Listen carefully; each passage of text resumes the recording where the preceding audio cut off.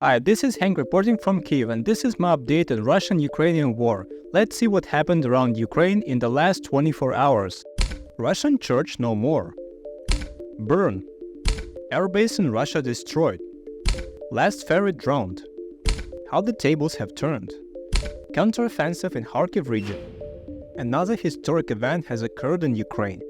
Oh my, how many of them have already happened in 3 years? But this time it's a larger tectonic shift in the history of our country. The Ukrainian parliament has passed a law banning the Russian Orthodox Church from operating in Ukraine, finally. I will explain why I'm so happy about this. As a not-religious person, I do not quite understand faith in something that cannot be confirmed. But at the same time, I respect the right of any person to believe in whatever they want, from a bearded man sitting on a cloud to a flying spaghetti monster. If it makes you calmer, better and kinder, then believe in whatever doesn't harm others and doesn't require others to accept your faith by force. There are a large number of different religious denominations in Ukraine, and society is generally loyal to all of them. The main religion of the country is Christian Orthodoxy, and there is a catch here. If you delve into history, Prince Vladimir of Kyiv baptized the Rus here in Kyiv on the banks of the Dnipro River back in year 988, a whole 1036 years ago. In this way, the Kyiv ruler united the Slavic peoples with one faith instead of different pagan religions. These are confirmed historical facts. They are described in ancient scriptures, legends, and composed about them, and the 1,000-year-old Kyiv churches serve as a clear example of how this history was made. If you are not aware, the city of Moscow was founded by the Kievan prince Yuri Dolgoruki, who is buried here in Kyiv. We are literally now fighting with a colony of our country which has outgrown us and wants to capture us. Doesn't it sound weird? My guess is that now the branch of Russian church gives us all the buildings they rented. They didn't own them. All these churches will pay income to the treasury of our church and not send donations from parishioners to Moscow, which went directly to financing the war, and perhaps we will expel some of their priests from our country, many of whom are proven FSB agents.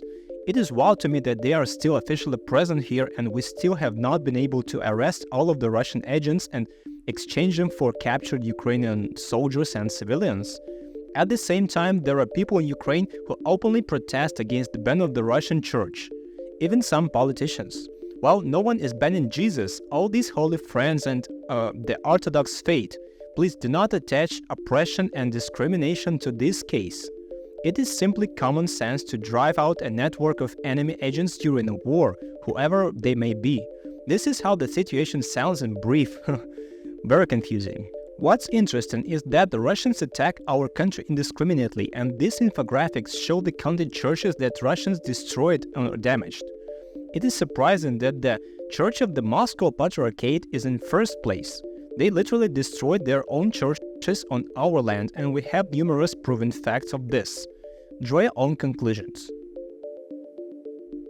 Continuing with the news, I want to show this photo of two priests of Russian Orthodox Church in Russia who are trying to put out a burning oil depot in the south with the help of a prayer. This is not a mockery of religion, I just can't understand this absurdity. You don't put out fires with technology like all normal countries, you pray for the oil to just stop burning. Good luck. By the way, this is what the Proletarsk oil depot looks like on the 6th day after the attack by our drones. In connection with this holiday of fire in the south of Russia, other oil depots have begun to be put on for sale at a discounted price. If, of course, you have your own air defense system to protect them and any idea where to sell this oil. Ladies and gentlemen, this is what the capture in Kyiv in 3 days looks like after 30 months of full-scale war. The Marinovka military airbase in Russia was attacked en masse by drones a day ago. This photo simply and clearly describes what happened. I don't know yet how many planes were destroyed and damaged. I believe many of them took off before the hit, but as you can see, we hit the target very accurately. This video was filmed by an eyewitness. I turned off the sound where he emotionally describes that the situation is serious and they damaged the airfield very badly. I admit that it cheered me up. I want to be indifferent to their losses, control my emotions, but understand me, in 30 months I heard an air raid siren 1,500 times, and this means that each time I could have died from a missile that their planes launched from this exact airfield. Imagine that they want to kill you and you can't respond in any way and just wait to see if the missile will hit you or not. After a few hundred times, you already think, if I die, I'll die. And this is a very strange feeling. Now I see that we can respond to these attacks. I see that these planes can burn and that Russians are afraid. I want more videos like this. In the port of Kavkaz, which is located near the Crimean Bridge, we destroyed the last of 3 ferries that were transporting fuel from Russia to occupied Crimea. This video was filmed by Russians from a neighboring vessel. It is burning heavily. They say that was a lot of fuel for their army, which will now not reach the front. Russian commanders have already informed the troops that it is necessary to save diesel. This is an excellent example of the destruction of enemy logistics. When a tank has no fuel, not only will it not move, but it will not be able to shoot. I learned this recently. This is what this place looks like on the map after the fire. -1 vessel for the Russians, +1 vessel in our statistics of destroyed equipment. Every time we think a ship, I remind everyone that this country has a golden trident with the symbol of Poseidon on its coat of arms for a reason. In this video, a Russian citizen films his TV on his phone, which shows an appeal from Ukrainian soldiers from the Russian city of Sudzha in the Kursk region, and then materials that I would call propaganda. Since Russians mostly watch TV and believe it, this operation by our intelligence strikes at the main source of disinformation. At the end of the video, the man swears and accuses Ukraine of hacking TV. Sometimes it seems to me that in the media field, I see only a certain percentage of strange people from Russia. Then this video proves that with sincere surprise that we look at the world very differently. As a result of this operation, Russians switched off 9 of their own TV channels that showed the video in prime time. As if the previous news wasn't enough, but the day before a swarm of Ukrainian drones attacked military facilities in the Moscow region, and according to the Russians, they shot down 45 of them. There aren't many details, but Lavrov, the Russian foreign minister, addressed America, which he hates so much, with a very funny phrase, quote, "I hope the US has some remnants of national pride left and won't dance to Zelensky's tune." How things have turned out.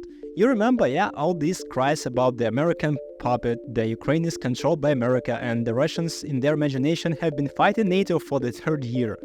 They lost 600,000 people and half of their equipment, and NATO never appeared on the battlefield. And now suddenly Putin's minister says that Zelensky will now influence America's global actions. When I was studying what propaganda is, I came across an interesting case.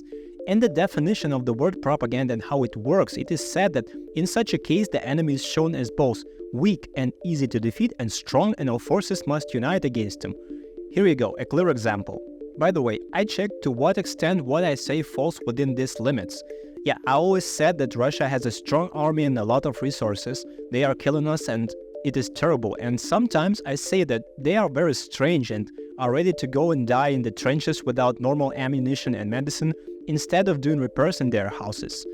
Whether I am doing classical propaganda is up to you to decide. It seems to me that I consistently adhere to one line. One of the most famous and combat-ready brigades of the Ukrainian army, the 3rd Separate Assault Brigade, reported that they are advancing in the Kharkiv region.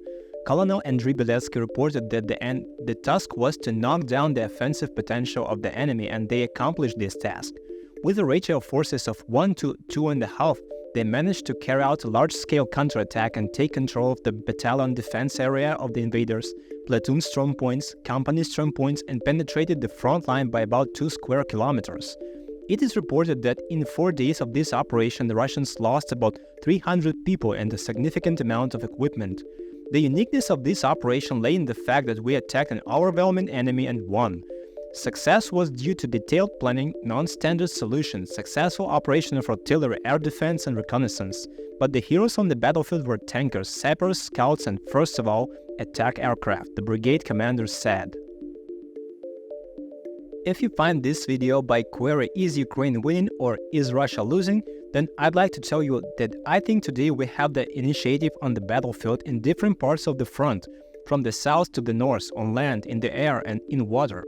Of course, we follow the Kursk operation, which is ongoing. And we remember about Donbass, where Russians have the tactical success.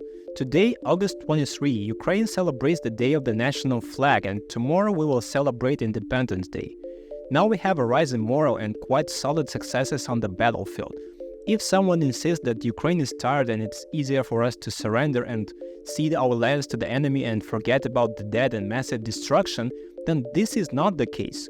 We are tired of war and we want peace, but even more we want victory. A fair victory and satisfaction for all the crimes of the Russians on our land. We are fighting for this, and thank to everyone who is standing with us. You may support this channel via the links below this video. I donate half of everything I earn these days. This was my update on the Russian-Ukrainian war for day number 912. Take care and I hope to see you tomorrow.